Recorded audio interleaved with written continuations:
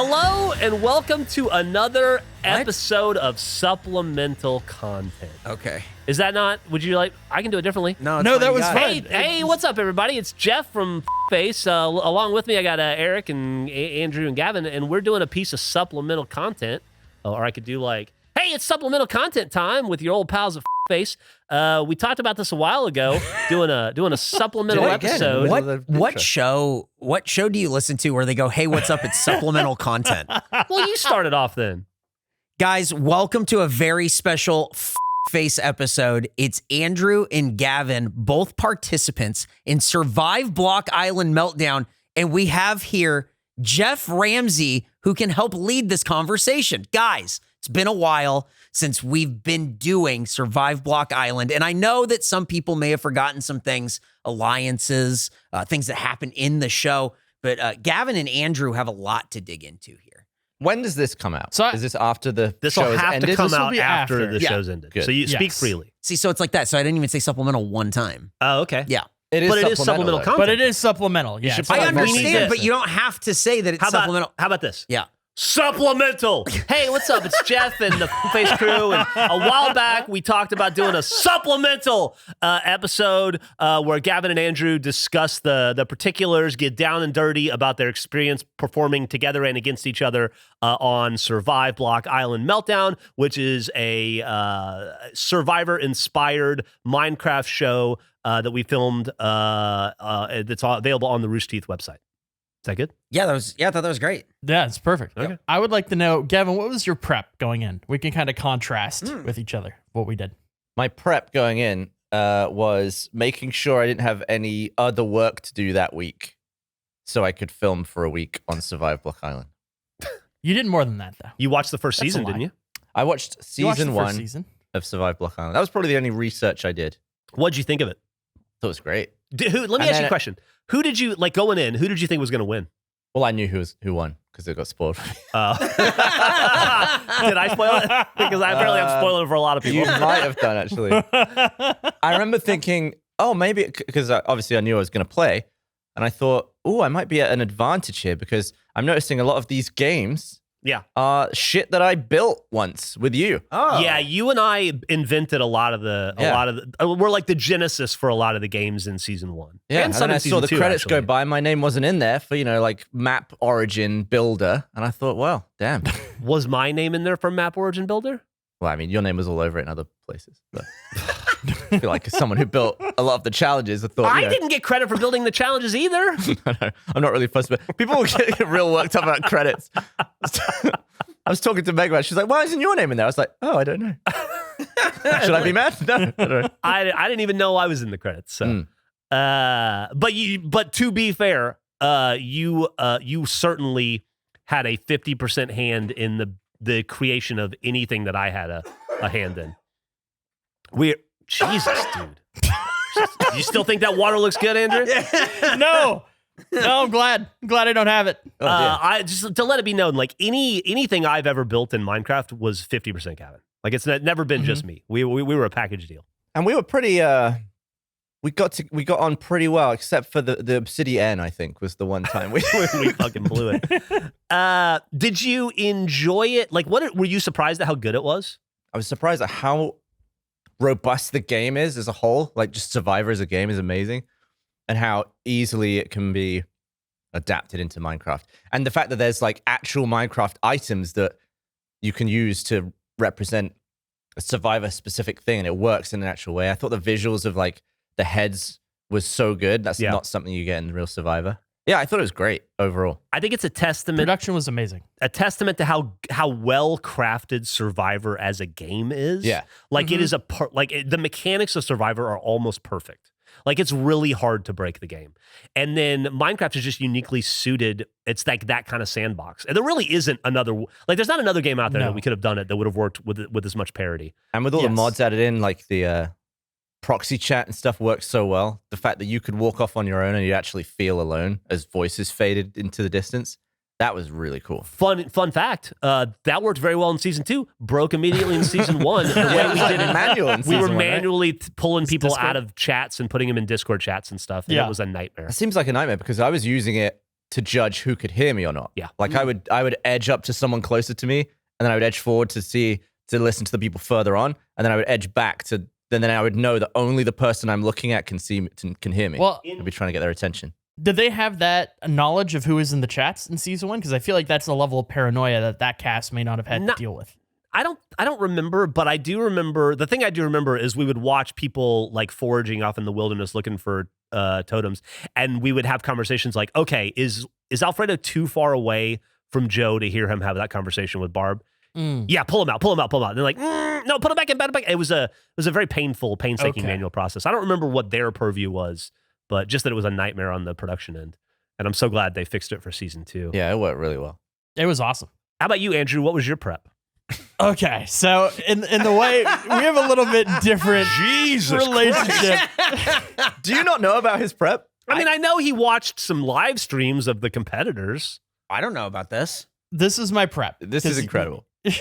we have a different relationship with Survivor. I love the game of Survivor. Like, I'm not comparing myself at all to like a Tom Brady or like Peyton Manning, but their obsession with football is like what I have with Survivor. Like, I just love the game and I study it and I do a lot of things. Survivor is largely a game about knowledge. So my first level of prep was I needed to figure out who the cast is, because I don't know a lot of people outside of the small bubble I'm in within Rooster Teeth. So I figured I'd have no idea who any of these people are. And for how fast we film, we would shoot typically 2 episodes per day. It's a 5-day shoot. I didn't think I'd have a lot of time to socially try to break into relationships that already existed or unwind them in some way.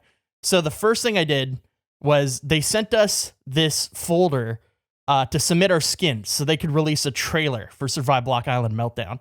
I was checking that folder every single day, looking to see who would add to it, so I'd know who the cast was ahead of time. So I'd have more prep. What the fuck? That was the first layer. How useful Tip of the was iceberg, that? Eris. This is tip of the iceberg. I heard other people say like, I didn't know what the cast was till the trailer. I was like, I was so far ahead in that aspect. I was checking every day to see who it was. Then once I had everybody, it was like, great. I don't want anyone to know that I'm like doing research on people. So once the trailer came out, I followed everybody on the cast and I put tweet notifications for every single person because I just wanted to see everything that they were talking about going into the shoot. Once I did that, I then wanted to know roughly how much everybody knew about the game of Survivor as a whole, because it changes the depth of strategy and possible options and just familiarity. So everybody who Twitch streamed, I watched everyone's first Twitch stream to where they reacted to it, and I got pretty useful information from that, from people either being like, I'm not really familiar with Survivor or the cast, or like Lexi, who is on the cast, said, I love Meg, I don't trust her in Survivor, which was something I just had in my back pocket and knew that I could talk to Meg about if I needed to. Be like, hey, I listened to this. She will not trust you. I want to trust you. It was a way for me to build trust. He knew all of the alliances before we'd even joined the game. Before we joined Did the he server. know the alliances before they were made? Like, just like, he's just like, I assume this will happen? Yes. Yeah, I kind of could tell, because what I did was I followed everybody and then I looked at who everybody followed and I made a spreadsheet of who followed who. So that would give me a general understanding of who had previous relationships going into the game. And it held pretty true. The first 2 or 3 votes, the people that got eliminated were people that didn't follow anybody else on the cast. So the first person who went home, I was sad I didn't get to really interact with them, was Blessing. Blessing was the only person who didn't follow a single person on the crew. Hey, or on the cast. Hold on. Before we go any further, I just realized this has already come out. This has been out for a while. Yes. But if you're listening to this and you don't know who wins, like we just had our first spoiler, Blessing's the first person to go home. Maybe stop here if you want to watch it without having it spoiled. Yes. Because from this second on, every moment of the show will be spoiled. And it is a great show. I remember talking to Andrew in the first episode. This is when everyone was like starting to talk about alliances. I started trying to talk to Jack about an alliance, but he didn't want one. he didn't want to lie. Jack didn't want to lie the entire game, which made it a bit difficult. Jack didn't understand how fucking Survivor works, apparently. Oh my God, it was so fucking annoying. At one point, I tried to save Jack because I just did all the outcomes in my head. I was like, with this outcome, you'll still be here tomorrow. He's like, I don't want to lie. I'm like, well, you're going home then. And he was like, okay. But I talked to Andrew on the first day, and Andrew already had all this information of like, well, Lexi's close with Blizz and blah, blah, blah. And I was like, how do you know? What was it was a different thing of like, yeah, as well, because there's a tech test that you didn't go to. And the people that did go to that tech test was like Blizz, Lexi, a lot of the people that were not in the building for it, that were streamers. They were like talking and stuff. I spent most of that time trying to count how far in blocks the range was for our thing, because we had to put it in. And I determined while they were talking that it was like 60 blocks. It's like a 60 block radius. I was using a controller and I was not that common with it. And I didn't at this time want to show how little I knew how to play on the PC version with the controller. So I got stuck in a boat and I didn't know how to get out of it. I didn't want to tell anybody. So I spent like the last 7 minutes just riding around this little pond in a boat, just pretending like I was happy that I wanted to be there. Can I say just for a second? Andrew does this. He creates spreadsheets. Yeah. He watches streams. He looks at who people are following to discover the relationships. He does this tremendous amount of work to get ahead of the game. Yeah. But at no point in that process does he play the game.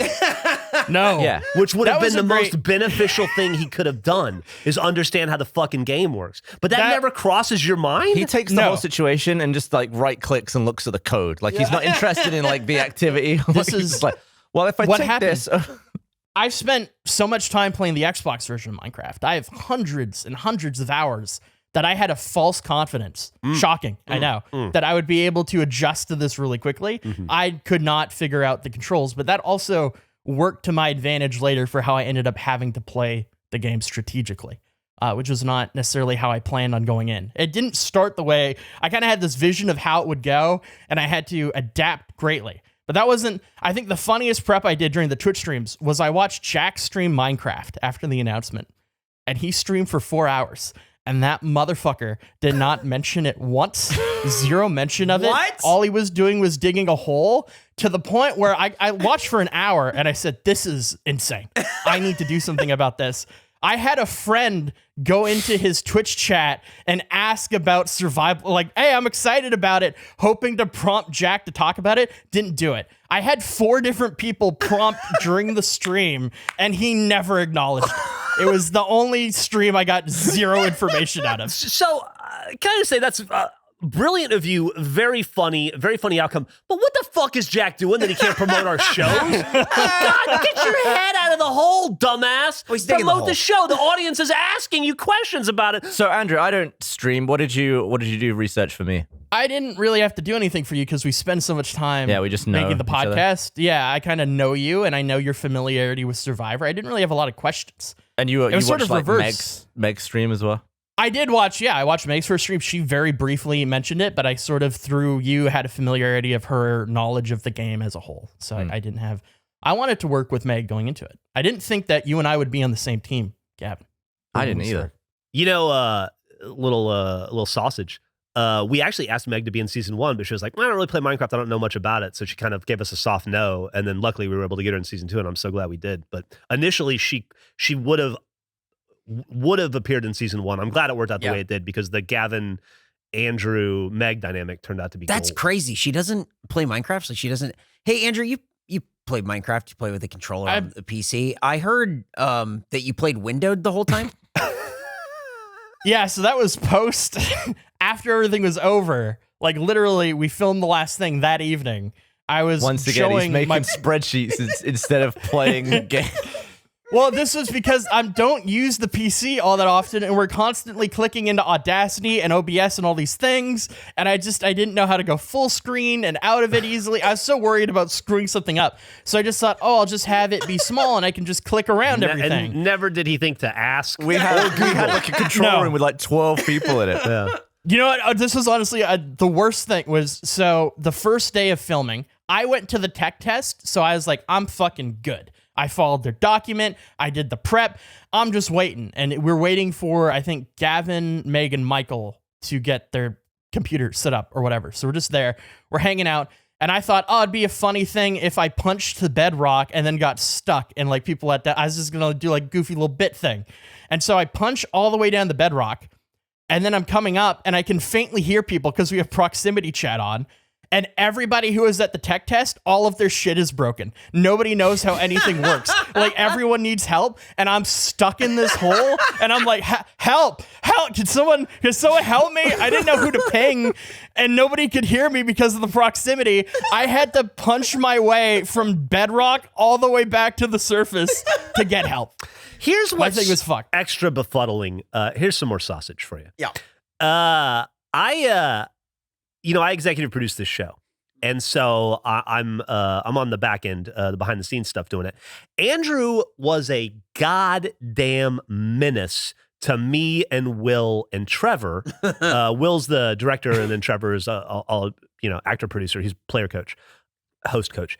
Andrew would come to us and say like, "Hey, I have a question," and this would be like a month before we do the show, and he's like, "If I find a totem in the wild, can I take it and then break the chest and hide it so nobody knows that there was ever a totem there?"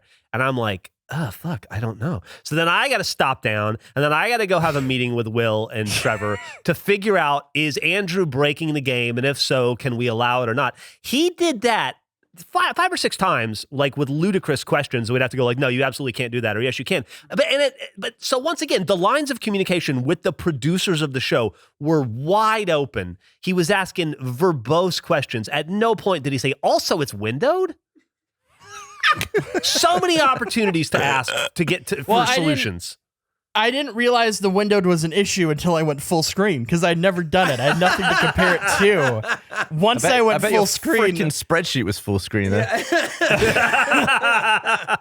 So I went back into the world and I redid the final challenge. And those like the ladder jumps. I don't know. Did you get to the ladder jumps, Gavin? No, I was just sucking too much at the platforming bit. That took me the longest to do. I did it on my first try. When I was full screen. When it was full screen, I did first try. And that could also just be a not in the pressure moment of it, because it was an exhausting process to be part of. But yeah, now a window, I'd love the opportunity to play again at some point in the future, and to play with a full screen, I think really just immediately changes the game for me. Well, if we ever do a Winners at War, you'll obviously be there. Andrew had a rough start in our game of Survivor. Oh, really? I had a terrible... Oh, you don't know about this, do you? Oh, no, I don't know about before we this get at any all. further, was that it to your prep, or was there more? Okay, so I did the spreadsheets. I listed everything. I learned Lexi and Blizz were close. I learned that Fuya... Oh, I learned that they do like a Saturday Among Us stream, apparently. Like Fuya and Lexi are in that. Blizz is sometimes in that. So really, I viewed like the sort of core alliance that I had to deal with. My assumption going in would be like Michael, Fuya, Lexi, Blizz. And then Blaine was sort of complicating in that because he's part of Squad Team Force, which Blizz is part of. So there are some factors. I think that was the main prep I did. Yeah, spreadsheets, streams. I watched the show. So in the show, when you watch it, I'll ask questions at various points of like, oh, how does this work within the game we're playing? I knew, every time I asked those, I already knew the answer to those questions. I just wanted to appear. Yeah, what I've learned is that Andrew was playing dumb the entire game. Every single question he asked, he already knew the answer to. Is that true? Yeah, absolutely. Anytime I asked a game question about like the structure, I had watched the show already 2 times. I was familiar with it. I just didn't want them to know that. There's a point in the first episode, I don't know if because we reshot something.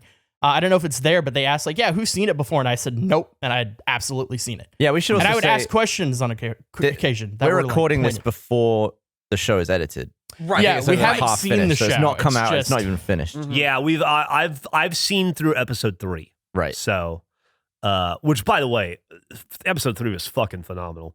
The funny thing about this too is like you guys are on the red team, all the action is going on the blue team. So you guys are not as represented until a little bit later in the show. You get a lot of screen time when you win every challenge. Yeah, success means you get to leave early in this show. Yeah, you film a lot less too, because often on the first episode, if you won the first challenge, they wouldn't need you for that segment, and that would lead into a lunch break. So you'd have a larger window of availability of just doing whatever you wanted.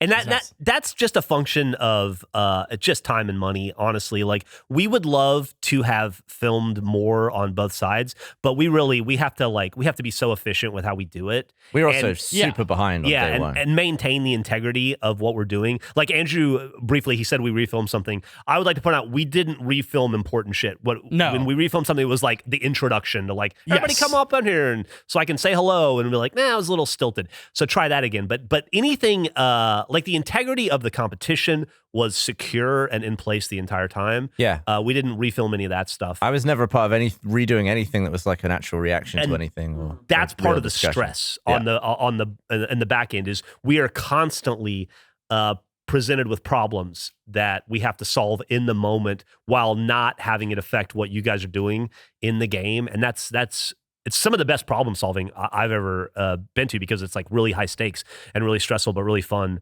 And it really makes you be creative. But getting into it, Andrew, you started off on a lame foot, I would say. on a bad on a bad ankle. What do you... So I went in, and so my perception going in was I felt like I would maybe have a similar to Matt Bragg trajectory, where I'm pretty good at games. I'm familiar with Minecraft. It would make sense to keep me around initially because I have value in challenges, and then try to get me out before the merge because you don't want me to win individual immunity. That was sort of what I planned going in. We go to the first challenge, and the first challenge is like a kind of simple setup where there are chests in this jungle area. You have to run out, grab a piece, run back, and then you just rotate. There's 12 or 11 pieces, and so we ordered a structure. There's also a totem hidden in there, so you don't want to take too long unless you're actually looking for it. So we're going through. I'm the second to last to go. We have a pretty big lead at this point. I think I'm getting the 11th piece. I go in, and I do look for a totem. I don't know if did you try to find a totem at all, Gavin, when you're doing your runs? Not for a single second. Do you guys know? I thought challenge one, I don't want any eyes on me. My guess was that the totem was in the trees. The totem was on the little island. I think a couple people walked over. Are you it. serious? Yeah, I think you specifically walked over it, Andrew. Oh no, because I literally, so I'm doing my second run and I'm looking, I'm like, okay, so the totem probably has to be in a place that won't be accidentally found. And there's this little island in the middle that was really inaccessible to get to. And visible to people. I climbed, I was one of a few people climbed up, or was I the only one that went to this island? I honestly don't remember. I just remember that we laughed a lot because you kept walking over it, like being right around it. Yeah. Was it buried or was it just in a normal chest? I don't remember. I'm so excited to see this. Anyway. I don't remember. I go on the island and I look for a minute for it and I couldn't find it. And I was like, I guess it's not here. I would think it would be here. So then I left and I felt like, it took me longer to get onto that island than I wanted to. I find a piece. And then I'm running back, and there's kind of a long tunnel, and with proximity, I had just gotten into range. And while I'm getting there, I'm like, I don't have the piece in my hand. This is weird. And I open my inventory, and I don't have the piece in my inventory either. I no longer, because I was having an issue because the buttons were flipped from console to PC, where grab and close were different. So I don't know if I didn't grab the piece out of the box that I found, or if I had dropped the piece. But so I'm at the entrance so my team could see me, and I turn around and I could just hear Jack yell, "He's turning around!" And we just saw him come up through the entrance of the trees, and then he started like looking down like he'd actually like lost his keys is what it looked like. And then he just pissed off straight back in. He's like, I'll be right back. And it's amazing because you can't trust Andrew. You can't trust anything he says or does. I just imagined that it was Andrew running around going, "Oh no! Oh no! Oh no!" That was internally my thing. I was like, oh no, what did I do? I was asking, nobody was willing to respond at that time of if I dropped it or if I didn't search. So I was just going through and I found another chest with a piece. So I grabbed that piece and I run back. And then as soon as I'm back, Blaine goes, who's the last person. He's out of range. And then production confirms that I grabbed the piece and I just threw it in the jungle. Dropped it on the floor. I just threw the piece in the fucking thing. So Blaine now has to run in and find one that's just out on the floor somewhere. That's why I'd heard about this. Blaine told me about this, and he's like, fucking Andrew, what the fuck? And the whole time Blaine was gone, Andrew was just like, Oh, I'm so sorry. I'm so like properly freaking out about it. I was so genuinely defeated. I've been watching Survivor since season 1 when I was 6 years old. I've wanted to play a game like this for 20 years, and I dropped the fucking piece. It was so like there was no spin zone for if we lost and why I shouldn't go. It was like, oh, I've dreamed of doing this for so long, and I've immediately crushed that dream. Let me ask, at this point, like, let's say red team loses or fire team loses, and you guys have to go to the chopping block.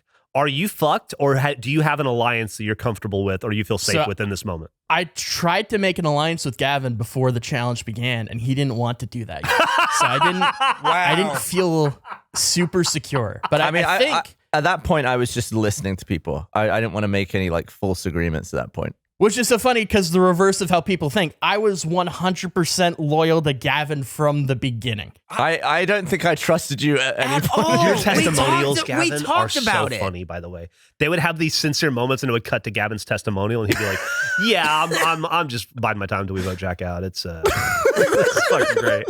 He was so evil. I wanted to, in all of my interviews, not seem like I was just being taken for a ride. Yeah. So I'd be like, well, I trust this person, blah, blah, blah. And I would just finish off with like, but I don't really trust them and they're going to stab me in the back. Like I couldn't commit to any. I was so paranoid the entire game. So if fire team loses this challenge, you're first person voted out. I think it's very possible.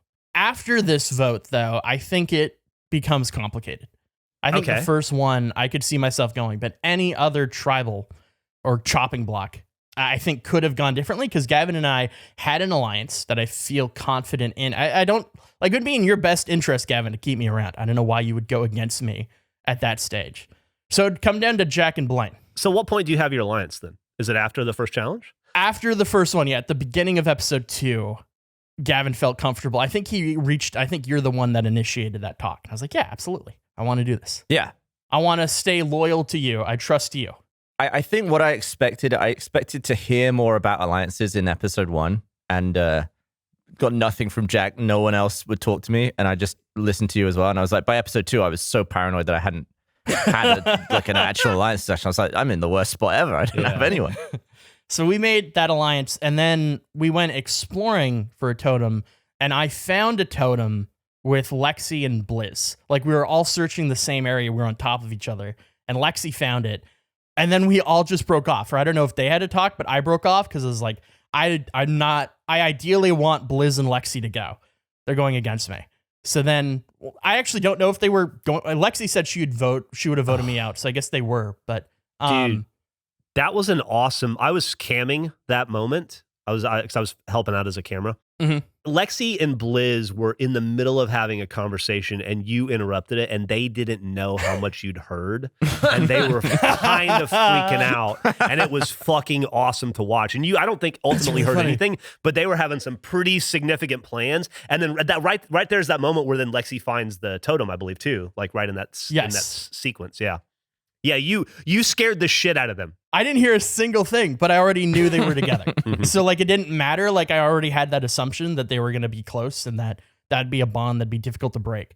It was mainly, that's why I did the research because I didn't want to go to, not knowing Blizz or Lexi, I didn't want to go to Lexi and say, hey, I'm thinking we get rid of Blizz because she'd immediately tell him and then I'm the target. So that's why like knowing the relationships was important. I think if I remember correctly, the conversation they were having is they were forming like a queer alliance, and then they were asking if they should include Blaine in an alliance, and like if he was trustworthy or not. And then you walked up right in the middle of it, and they're like, and you're like, hey guys, I was just walking around looking for stuff, and they're like, okay, all right. It was very funny. So then that happened, and we go back to camp. And Jack says, did you guys find anything? And I immediately said, no, I didn't find anything, which wasn't a lie. I didn't find it. And then Blizz said, no, I didn't find anything either. And at that moment, I thought, fucking awesome. I just need a moment to Jack to be like, Lexi has an idol. Blizz is lying to you. And that never was something that had to come up. But that was just, I was so giddy for like, if I needed to, being able to say, hey, Jack, this is what's going on. Lexi has an idol. They're hiding it from you. I'm telling you this. I want to work with you. So I think if we would have had to go episode 2 or past that, it would have been, they would have targeted me. I would have tried to target Lexi under let's blindside them with their idol, and it would come down to Blaine and Jack. Hey, Gavin, did you have any kind of strategy like this, or is this so fucking alien to you that it's like sounding like gobbledygook or what? I was so out of it in terms of like what I thought everyone was doing. The only person I'd really had a real alliance conversation with was Andrew. So all I thought I should do was test how real my alliance is with Andrew. So I just followed him across the map for like 20 minutes. I was sneaking behind him. Okay, that's another great moment. I was camming, I think I was camming Andrew, and then Gavin shows up. And Andrew is perfect timing too. This is around episode 2 or 3, I think. Yeah, it was pretty early. Andrew finds this like structure, this like halo looking structure that's like built over a lava flow or something. Yeah. And it's wild and it's like massive. And he walks right up to it, and Gavin's just following him the whole way. And I was close enough to hear him because he was talking to himself a little bit. He was and narrating. I saw this thing pop into my draw distance. I was like, Jesus Christ, the size of this thing. And Andrew didn't react. He was just like returning to a place he'd clearly already been. Yeah. So all of my trust for Andrew was like, uh-oh. Gavin walks right up to Andrew and he's like, "What are you doing? What are you?" And he's like, and Andrew's like, Andrew's totally on his heels at this point, and nothing has happened. And Gavin is instantly in that moment convinced he had just found a totem, and he's just like, "Where's the totem? Show it to me. What are you guys doing?" And Andrew's like, "I swear, I don't know." And Gavin is not buying it, and it is a really funny standoff between you two. And at this point, I'm like, I have no one in this game. I have no one. I regretted it so much because Gavin and I kind of did this like funny bit where we're climbing to what was a cloud and was pointless. Like we spent so much time reaching this thing. Yeah, there were all these like What was it? It was ash an clouds. artifact left over in a copy and paste that they didn't know. Oh, okay. That's what it was. You guys thought it was a spaceship or something? It was like a black blob that was way up in the sky. yeah. You guys spent an entire That's day funny. building. Yeah. We just let you guys go. I think they're gonna cut and release that as supplemental for the thing because it's a really funny little adventure you guys go on. I wasted so much time looking for totems and stuff that after the thing ended, I checked with Trevor. I was like, "Hey, was there anything at this thing?" And he's like, "Oh no, there's some shit left over from season 1." Or like, "Oh no, that was like a glitch. We didn't clear that up." I was like, "Great, that's fantastic." Yeah, you guys wasted a lot of time, but you generated a lot of comedy. We went on that adventure and then I came down and I thought, oh, there's like probably 5 minutes left. I could just either hang out in the camp or I could just revisit this place because I thought Gavin was stuck because I left him stuck last time I saw him. He ran away from me in a hole or something. Yeah, I was like, you dig into this hole, I'll watch. You figure it out, and then I just What? left. So I thought, What? You dig into this hole? What is this fucking Tom Sawyer? No, it was. bullshit? What is this? It's fun to paint the fence. Are you kidding me? No, we were on a volcano, and I think there was a hole, and he thought there may have been something in it. So I was like, yeah, you searched there, and then I just left. Was what happened, and I thought, oh, I can either just wait at camp. That'll keep me busy for 10 minutes. I think I immediately climbed out and followed. Yeah, you were instantly behind me, and I just had no idea. So it's like, oh, I'll go check this thing I looked at very briefly before. And so I looked, and there was nothing there once again. And I thought, well, maybe if I climb up higher. So I'm placing blocks, and as I place blocks to go up, I see Gavin crouching at the base of the stairs. And I thought, oh no, this optically looks terrible. You were like, Gavin. Yeah, I was shocked. I didn't expect to see you, and I understood that it looked bad because I hadn't told you that I had found this place yet. Yeah. And you were like, "Where's the totem?" And you knew that I'd been there before based on my reaction. And I was like, "Why would I go back to the place? Like, if I found a totem here, why would I decide to just be here? Why would I go back to this? Like, it makes no sense for me to do that." But while we were having that talk, then Blizz showed up. Nightmare. And I was like, what did Blizz hear? Because I told Gavin in that moment that Lexi had a totem. And I was like, oh, fuck, does he know that I said that? And so then we all broke off and we're getting pulled for interviews. And Blizz said, yeah, I heard you saying to Gavin about not having a totem. And I was like, oh, he definitely heard something, but what did he hear? Like the paranoia of not knowing the full things that they heard or didn't hear was a lot. It was so stressful. I got to say this, the strength in a show like this to me is those moments where you guys had like a really uncomfortable 3-way information standoff that like nobody felt good about. And everybody was trying to figure out who was suspect. It was very, very, very funny and felt very real, which I guess a question I've been wondering for a while, because I'll never probably get to be in the show because I have to produce it. And I know too much about it. How quickly does it become real? Like how invested in the show do you become? How quickly? I would say at the first challenge. Yeah, like immediately. Does it feel like Survivor? Like, does it feel like you're on the island? And, Yeah. I hoped it would. And even though there's no real incentive to winning, or there's no $1 million prize, Yeah. you still don't want to leave the game. Yeah, really. Yeah, Yeah, absolutely. Did it? for sure. And I was playing like, I didn't really know how I play my game. I was playing like in a really cutthroat kind of, like, I don't think I've ever lied to Michael. I lied to Michael more in like 3 episodes of that game than I have the entire time I've known him. Like, honestly, I knew he didn't trust me. I knew he was going to get rid of me. So I just kept lying right to his face. I was like, this feels so weird. I don't know if it was ever said expressly out loud, but you got Gav slitty very quickly. Yeah. I just felt like I had to go apeshit. Oh, and I literally like wrecked the entire game at one point. I'm excited for you guys to watch it because what Michael does for like the first 4 episodes is really impressive and funny. Like the way he runs that blue team, and because they go to the chopping block every fucking week. That's so. right. He told Like me every about episode. that. How That's so funny. How he survives and how in your face he is about the whole thing, and invested and also like laissez-faire about it. It's like it was really impressive. I was blown away to hang around at how naturally playing Survivor came to him, and he hasn't really watched it at all. Yeah. He said he watched some YouTube compilations of Geoff Probst being sassy. That's all. He told me the same thing. He's like, I just wanted to see what Geoff Probst would do. Yeah. So But I the just way- kind of going with that. The way he had like 2 or 3 layers of contingency for every tribal I was at with him was just unbelievable. He'd like thought out every single thing. He was like lying to his own alliance in order to prevent me from doing stuff in tribals. I was like, this guy gets Survivor. He got just Survivor. thinks Survivor. He's devious. Yeah. Yeah. Andrew, did it feel like, we talked about like how soon did it feel real?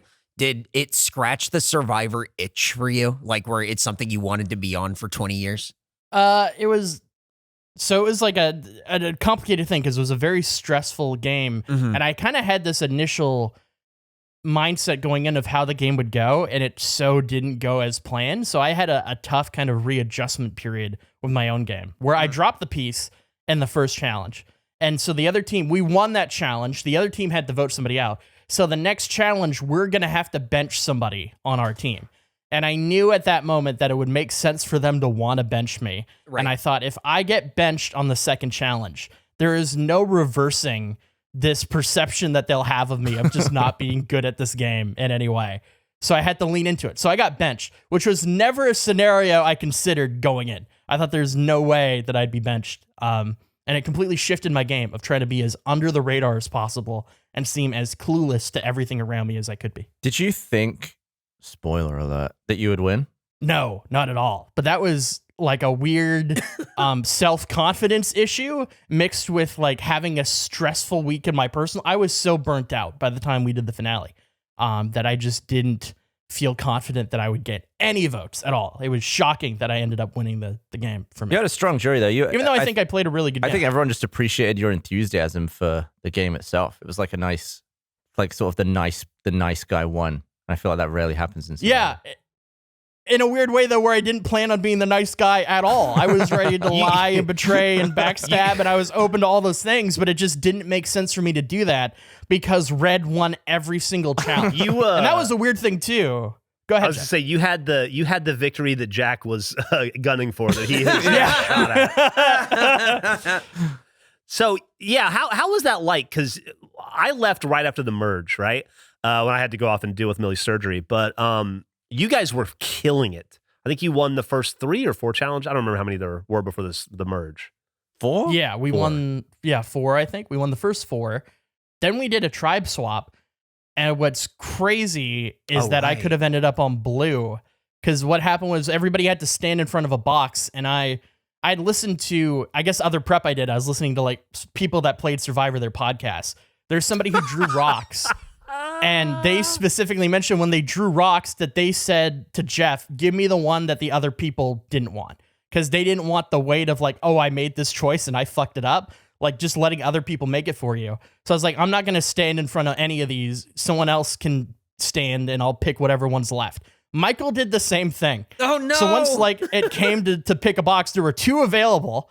And I was like, well, I'm not moving. He's like, I'm not moving. And then he moved and he went 80% of the way to one box, which would have put him on red team and me swapped to blue. And then he changed paths and he switched boxes. Wow. So there was a very close time. Like the game, I think, would have completely shifted if he just stayed with that one box, if I would have had to go blue. There's so many, as much prep as I did, you need a tremendous amount of luck to win. It's so fascinating looking at all the lucky breaks that are required along the way to get to the end. It was an interesting jury for sure. Like I feel like it felt like a jury from an early season of Survivor, where it was more about just like how nicely you played. Like Meg didn't get votes from people on her original tribe because she was involved in voting them out. And I feel like in Survivor now, you get a lot of people who are like, well, you played a game I can, Respect. you played a good game of Survivor, even though you voted me out, so you get my vote. And I feel like that didn't really happen for Meg on this jury. It was a weird thing we're going in, as I talked about, of having these kind of planned alliances. I really wanted to be in an alliance with Blessing, Lindsay, and John. And they were the first 3 people voted out. So it was a funny thing where even though the team I was on was winning, the people that I felt I needed for numbers kept going home. So it was not at all helpful to like my vision of how the game was going to go. It was like I was still losing. So when you do the tribe swap, who is on your team then? Blizz, Blaine, Meg, and myself. So you really just lost Jack. Yeah, Jack got flipped, and then And I Gavin went was as well. in no man's land. Ooh. Right. And he was going to join. You got the gray whoever cap lost. or whatever. Yeah. What did that mean? It just meant that I missed a challenge. Yeah, so the way And it then, works is we had an uneven number of people. Oh, okay. So we split into the 2 groups. One person drew like the gray rock, which means they don't have a team. We sent him to exile, essentially. Then they had their competition, and then the losing team had to vote one of their players out, and then Gavin replaced the person. voted out. Oh, I like that. Yeah. That's cool. But I also got a extra vote He from that he got a island that I reward. could use. Oh, that's cool. Yeah. Oh, I like that. There's usually a a lot. benefit to going and getting exiled, Yeah. even though you end up missing a conversation and missing a challenge. Yeah, you miss the social game and you miss the planning, and so you come in blind and behind the curve on that. But if you're smart, you come in with some sort of an advantage, Right. and you're guaranteed you don't get voted out one episode. Yep. I left red team and I came back to a blue team where Jack was a broken man.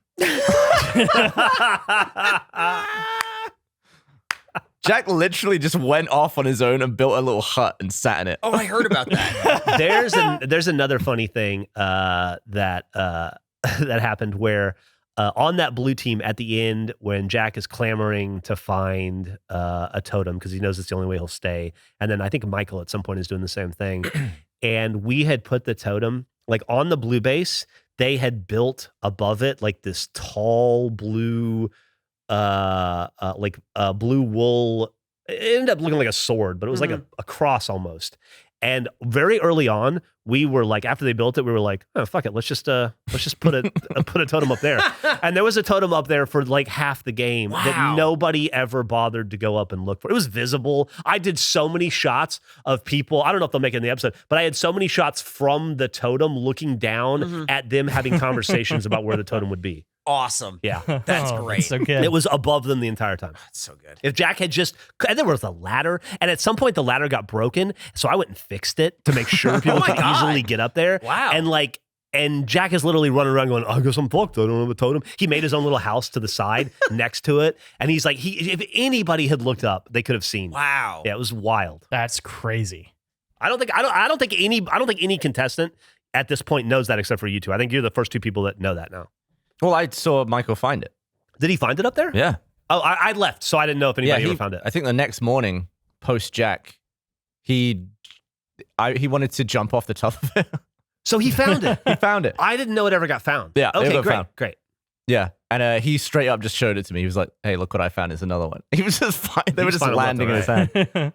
Yeah, that's partially where like I have blind spots now because I had to leave right after the merge, I guess. And then so I know who won, but I don't know what happened in the game from that point on. So or not merge, I'm sorry, the tribe swap. Gavin, from the point of merge, made some great decisions and explained them worse than anybody could possibly imagine. And then also withheld information in a baffling way to me. Like, I don't understand your Go logic on. for certain things. So, like, we eventually merge. And as soon as we merge, immediately its original red team breaks away from original blue team. Like, there's just an instant divide. The teams are still set. There's a line in the sand, even though we've now merged. And Gavin tells us immediately that Michael has a totem. But what he didn't share, because the question becomes, okay, do you vote out Michael and assume that he would play the totem for somebody else because he knows that we know that he has it? So why would we vote him if we know he has it? Because he could negate all our votes. So we should target somebody else. But if he knows that, then it would make sense for him to play it. So it's this whole line of thinking of, do we target Michael under the assumption he doesn't play it for himself? Or do we vote out Fuya, who is clearly part of his alliance and doesn't have a totem? But if he plays it for her, then everything could backfire. Michael told Gavin that I am only playing the totem for myself at every single thing. And you did not share that information. Did I know that? That's what Michael said. Maybe you didn't. It would be a weird lie for him to make. He said that I told you and Fuya that I would never play it for anybody but myself. Oh. I don't remember that. I also might have just dismissed it as a lie. I don't know. That didn't really feel like That's valid. fair. I feel like information from Michael in that game didn't really feel like trustworthy info. Who is there when you guys merge? It's like you two, it's Meg, it's Michael, Fuya, I think Blizz. Yeah. So it's on Blaine? red team of the original red, it is Blaine, Gavin, Blizz, myself. And of the original blue, it is Meg, Fuya, and Michael. So who goes So next? it's a 4-3. It is a close vote, and Fuya goes next. They put Okay. 2 on me. We put 3 on Fuya, and Gavin voted Michael because we talked about briefly, do we put votes on Michael or Fuya? And then it was kind of decided on Fuya, but we didn't really have time to lock it in. And everybody scrambled to try to find a totem because there's a new beach, so we assumed that there'd be another totem. We didn't solidify. Honestly, the vote for Fuya happened in the voting booth when we were being told how the game works. Like we were 80%, or at least I was confident in voting Fuya. I didn't know who other people were voting for until we were in that scenario, just because there wasn't time to talk. I went away from that discussion that we had before thinking that a bunch of people were voting Michael. So I went with that, and then no one else did. So I was like, uh-oh. Like, no one's trusting me with the real information. And then I tried to talk to Blizz and be like, so I noticed I'm the only one that voted for Michael there. Like, was that some sort of loyalty test? And Blizz was like, whatever, maybe. And I was like, oh, I'm screwed. Yeah, Blizz is also very, very smart. Yeah. Yeah, so I just felt like I was on my own from that point. And to be fair, maybe I'm misremembering it, but I feel like the conversation we had was very clearly Michael or Fuya, but Michael has a totem. You're like, Michael has a totem. I just thought we were going to split votes. I thought it was going to be more of an even split. But we couldn't split vote because there's two each if we split, and there's 3 of them. So it makes sense to split. At this point, I can't remember the conversation well enough, but I think in my head, I fair. thought I would see one more Michael vote. So that happened. I thought I was going to go home for sure once I had 2 votes. I narrowly escaped that. But from that point on, I don't think there was ever any reason to take me out because Blizz was such an established threat. Michael was an established threat. And Gavin shook the game up with his extra vote in a way that literally everybody was annoyed at him except the person who he said he wanted out. They survived. He wanted to take Michael out, apparently. So explain He's this. the only one that was happy. So you had your extra vote, and there's something about this that you don't know. Okay. So we were talking, and you brought up, and I put the pieces together later, what if there's an extra vote advantage? You said that to me in conversation before that vote. Because you said, because there have been steal of votes, so it makes sense if it went the other way. And I said, yeah, I don't know if that's the case or not. And if it is, like, that's just sort of a dice roll, I guess, that I'm happy with. Like, Yeah. we gotta split. I think we're splitting at that point. I don't remember exactly. But essentially, you brought up a thing, and I kind of discarded it because it's like, if I get burnt or if we get burnt by that, there's only so much you can prepare for. You then use that to take out Blaine. And I had this moment where once we came back to the beach, we were going to split votes on Michael and Meg. And then if Michael didn't have a totem, we'd revote and vote out Michael. We came back to our camp, and you and Meg went away to have a conversation. Oh, you talking about before? Before. Yeah. Yeah, before. So we've locked in that we're going to split votes, the 4 remaining red people. And Gavin goes back, and he goes to leave with Meg to fill her in on information, which I was okay with. You didn't see that I was there. Then you circle back. You're like, hey, do you want to have this talk? And I said, no, it's fine. You guys go. I'll just stay here. Yeah. I then realized, no, I really want to be in this talk because you're going to tell her, and then she's going to want to change the vote.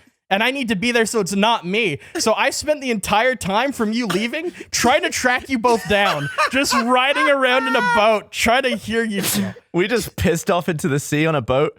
It took us so long to get away that we only managed to have like a 60-second conversation before we had to go. Oh my God.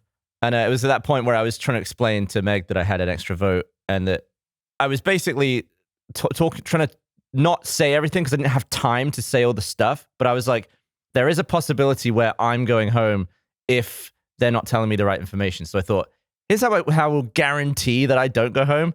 And it involves just like flicking someone else out of the game with 2 votes. And Meg will be the 3rd vote. And I ended up just choosing Blaine. So the problem was nobody was targeting. And nobody was targeting me at Gavin. all. And also, that annoyed Meg later because I also didn't tell Meg that she was the other half of the split vote on Michael. She's like, you didn't tell me? And in my head, I was like, well, it's irrelevant though because we're guaranteeing that Blaine is going. So I was like, it doesn't really matter who the vote split was. But I was like, and also I didn't really have time. I was literally running out of seconds to talk to her. The fact that I didn't get to that part or like didn't tell her that part meant that everyone in the game turned against me and even Meg. So I was like, oh my God. There was a point in the post chopping block where I just walked into the house past everyone and just got into a bed. And they were like, no. And I stood up. I had everyone like berating me. Are you screaming in my serious? face. Yeah. And Blaine was gone and everyone was like, why did you do that? And I was like, well, it's more like a self-preservative move. It was like that, and I equated it to that meme in Fallout where it just says everyone disliked that. Yeah. I literally turned every single person in the game against me. Incredible. I protected the person I wanted out, and I just destroyed every alliance, and I basically ended my chance of winning in that moment. How did you survive past that? Well, because there's no reason to vote Gavin out. Because there's no way he's winning at this point. Because I don't mean that. I don't mean that rudely, but it actually, like, if you'd have owned that move, I think that's one of the best moves of the season. Because I'm Are assuming you saying I didn't own the move? No, you described it really. I think there's a way you could have phrased it where it would have been more logical from my perspective, at least. I'm assuming you wanted to take Meg to the end, right? Like you wanted Meg in the end with you. Mm-hmm. I did not want that. And you created the only way, I think, in which that would have happened. My final 3 was Yumi and Blaine. So I wanted to take out... What? I wanted to be loyal to Red, and I felt like everybody else had a more convincing argument for winning in the end. I thought my best chances were against you two. Well, I felt like my choice... I wanted Michael out and I wanted Blizz out. And I knew that Blizz had a totem and I thought Michael did.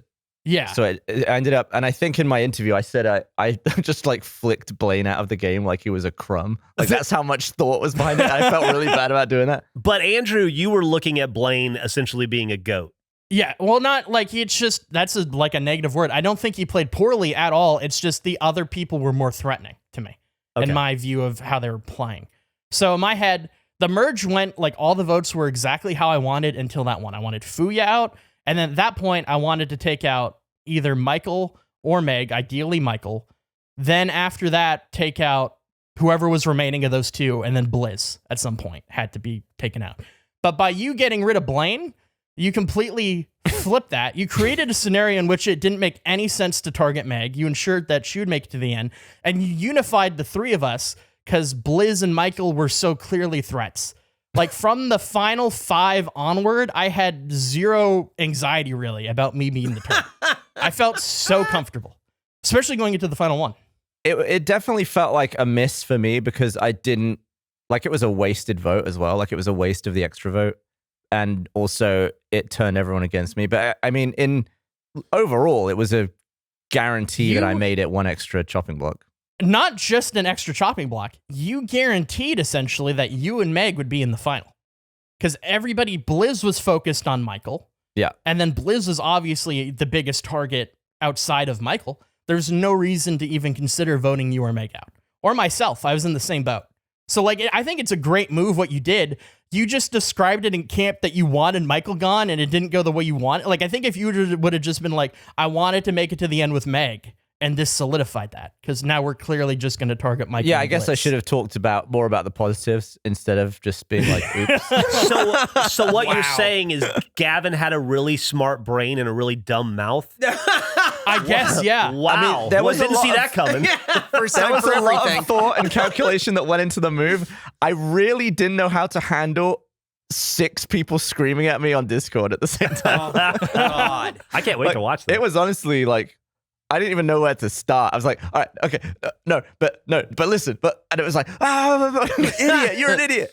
Oh, man. So one of the things that was another thing that was happening kind of behind the scenes that I thought was fascinating is, I have personal relationships with all these people. And so I'm talking to them, I'm communicating with them, but I'm also producing the show. So there has to be a line.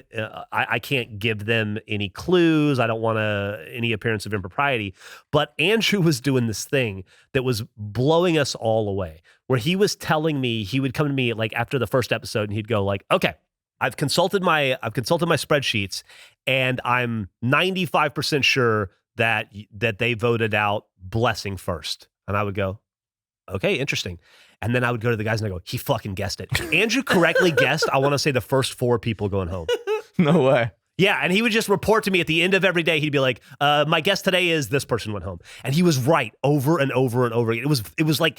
It was bizarre. And we were all like, Trevor and Will and I were all in awe. He was basically running simulations, but just by looking at a spreadsheet. Yeah, he was. And he was right.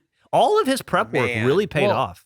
It's just Survivor is like an information and social game, and there's so much paranoia in it. It just makes sense to cling to relationships you've already formed. Yeah. So just knowing who to talk to and when to talk about things. And that was another kind of difficult part of the game that if I played again, I would play a lot more openly because I felt like I had to conceal information. I'd have brief moments of strategy talk where I'd like pipe in and say like, we should split the votes here. Like I'd be very clear in those moments. But outside of that, I didn't want anyone to know that I watched Survivor at all outside of like Gavin already knew. Yeah. But just as little information that they assumed I knew about the game or series as a whole was just valuable to me. You played dumb so well.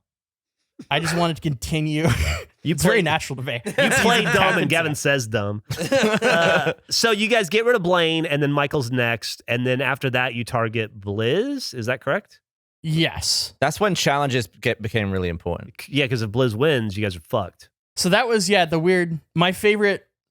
So like first season of Survivor, Richard Hatch does this amazing move where it's the final 3 and whoever wins gets to take one person with them. And he just sits out the challenge, like openly. He sits it out and is like, well, I don't even need to play because it's in the best interest of both people playing to take me.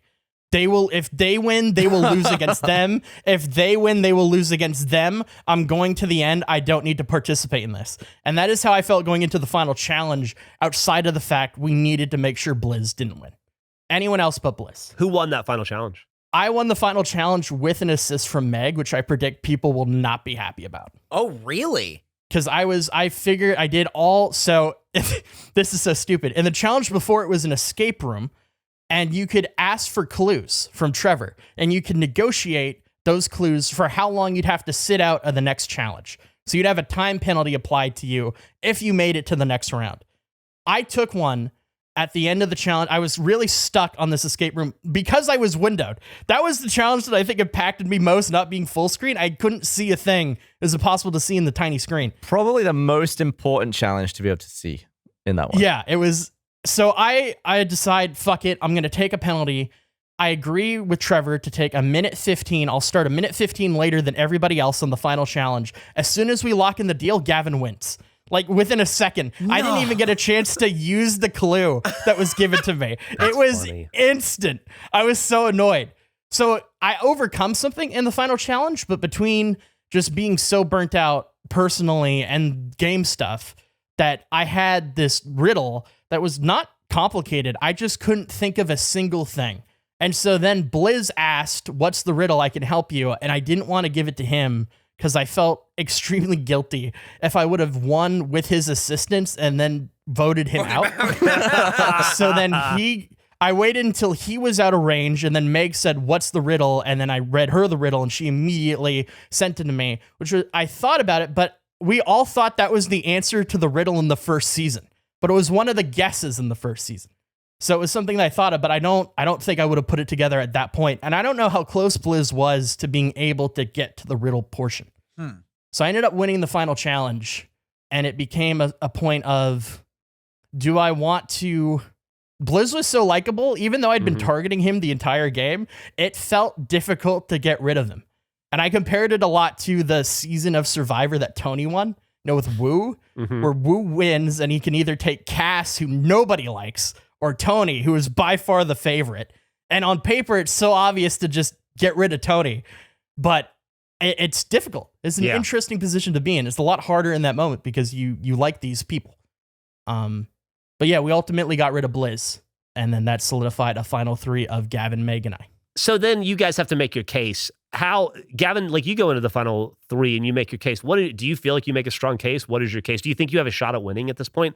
Or have you... I felt like I'd done quite a lot. Like one of the reasons I pulled the trigger on using the extra vote and all that stuff is that I really didn't want to go home without using it. Yeah. And I also felt like I hadn't actually done that much in terms of let's put a mark on the game that was my fault. Yeah.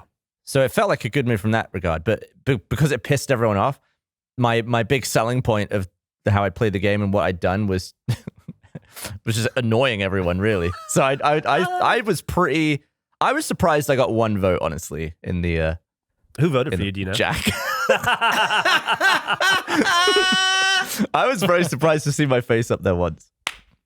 Even though I feel like I'd done quite a lot of stuff in the game at that point. I felt like I'd done some good work. I'd won a few challenges. Yeah, you'd survived exile. I'd had to adapt to a bunch of different situations, mostly from my own wake, like from the fallout from my own moves. But yeah. Dude, Jack being your 1 vote is so funny. Andrew, do you think at this point going in, you have a shot at winning? Who do you think, do you think you're going to win, or do you think it's going to be Gavin or Meg? It was a weird thing where I think now that I've had some time away from it and to look back on it, I think I definitely deserved the win. I think I played pretty well, but I didn't think I'd be able to sell it because so much of the good moves I made were the choices I didn't do. Like not overplaying at camp, limiting my conversations, not being overly strategic with people, like just kind of being chill and relaxed and not making myself a threat in any way. And I felt like that was a really hard selling point to people that didn't see the game at all, to just say, hey, the best things I did was nothing, essentially, was having the knowledge of things I could do, but not overplaying. Right. I think I was surprised at the amount that the butthurtness of what happened to those individuals lingered into the jury. Because that's what I feel like doesn't really happen that much now in modern Survivor. That's why I feel like it felt like a season 40 final 3 talking to like a season 2 jury is what I've equated to. Okay. Yeah. Cause like now in Survivor, just getting to the finals just means that you're going to get endorsement deals. You're going to get to be on other seasons of Survivor. Yeah. You're going to get to be on the challenge and other shows. Like you kind of have made it if you make it that far. You know what I mean? Like your day job's probably over and you get to now be the person who was on Survivor. Right. And that was definitely not the case early on. You wasted 50 days on an island. Okay. Well, so then you win. I do win.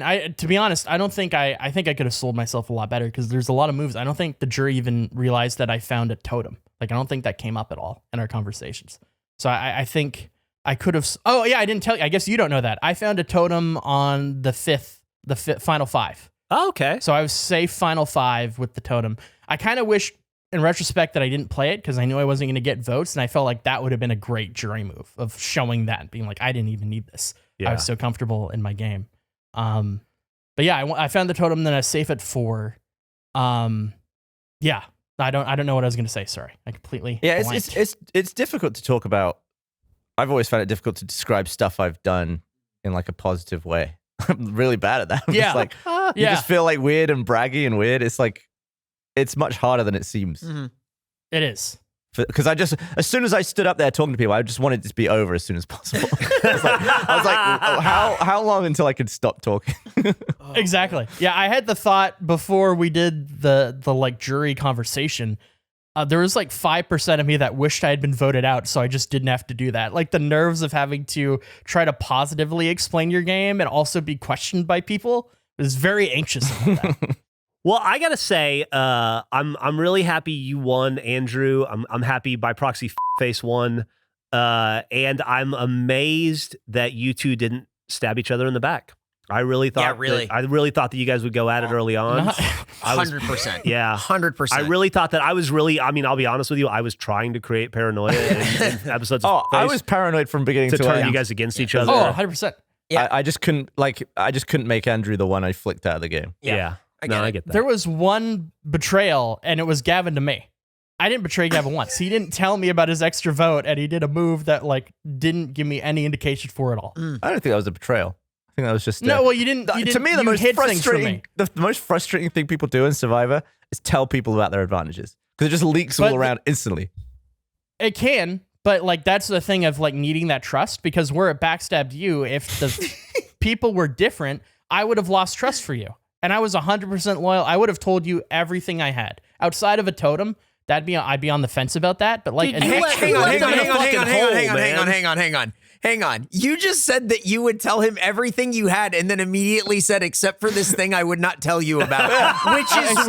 Which is what Gavin That was did. the betrayal. That's No. Gavin You need did. to understand.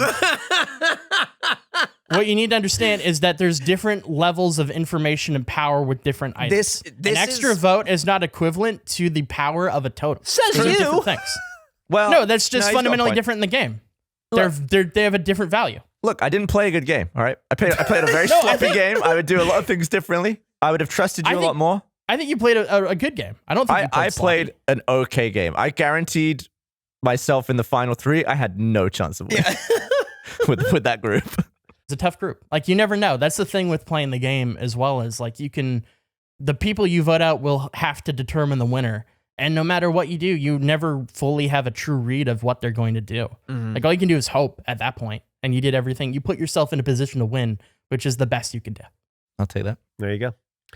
Well, I guess we should probably wrap up. This concludes the supplemental SBI post show for Face that we promised the audience. If you've made it this far and you're listening to me say this, hopefully you've already seen Survive Block Island Meltdown.